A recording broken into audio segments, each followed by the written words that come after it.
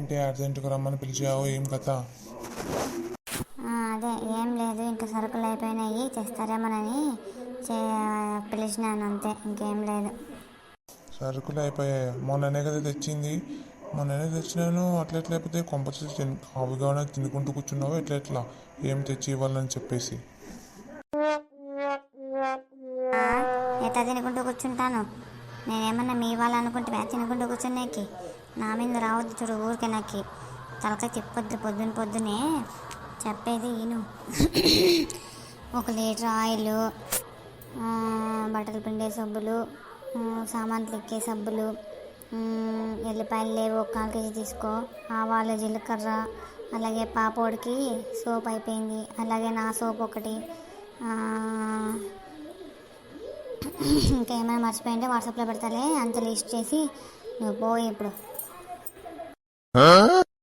వసేయ్, మొన్ననే కదా ఇవన్నీ తెచ్చాను. నాకు ఒక్కటే అర్థం కాదు. ఏం చేస్తున్నావు? అవన్నీ ఏమి అమ్ముకొని తింటున్నావా? ఎట్లా మొన్న తెచ్చాను. ఏమైనా డబ్బులు చేతులకి ఏమన్నా కాస్తాయా నీకు? ఏ తెచ్చింది పోయిన నెల ఇవన్నీ, నేను ఈ నెల అడుగుతున్నాను. ఏం తిక్కగిన పట్టిందా నీకేమన్నా? అప్పుడు తెచ్చినావు, నెలలో తెచ్చినావు అనేది అది కూడా గుర్తుండు దానికి.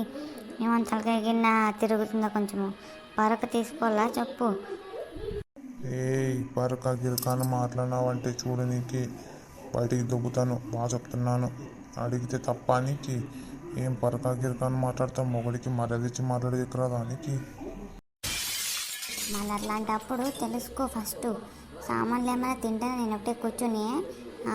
అంత మాత్రం తెలుసలేదా? బట్టలు పిండితే బట్టల సబ్బు అయిపోతుంది, ఇవి ఎల్లిపాయలు అవన్నీ దీంట్లోకి వేస్తే అయిపోతాయని అంత మాత్రం తెలుసలేదానికి? అవి కూర్చొని తినే వస్తువులానికి బాగా మాట్లాడతావు. పోయి తీసుకురాపో ఫస్ట్ నువ్వు. ఏంటో నీ ఆడవాళ్ళ విషయం నాకు ఎప్పుడు అర్థమే కాదు. చూసారా, మీ ఇంట్లో కూడా ఇలాంటి వాళ్ళు ఉన్నారా? మొన్ననే తెచ్చాను ఎలా అయిపోయాయని ఇలా ఉన్నారు చూడండి. ఏం చేస్తావు? మా బతుకులే ఇలా తగలడ్డాయి.